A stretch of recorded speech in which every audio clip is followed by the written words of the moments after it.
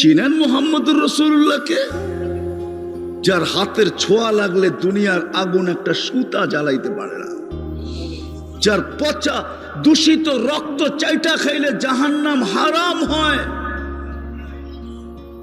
যার হাতের ছোঁয়া লাগলে ইশারা পাইলে, যার ইশারা পাইলে ভাগ্য খুলা যায়।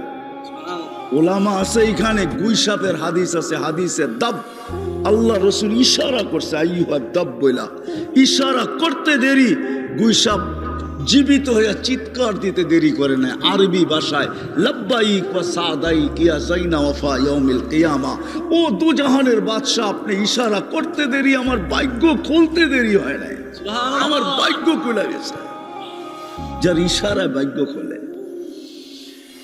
যার পিঠের ছোঁয়া লাগলে খেজুর গাছ, শুকনা খেজুর গাছ বাচ্চার মতো কাঁদে। আল্লাহর রসুল মেম্বার হওয়ার আগে খেজুর গাছে পিঠ লাগায় খুতবা দিতেন, মেম্বারে পা দিতে দেরি খেজুর গাছ বাচ্চার মতো ফুফায়া ফুফায়া কাঁদতে দেরি করে নাই। আল্লাহর রসুল যে সান্ত্বনা দিতেছে, কাঁদিস কেন?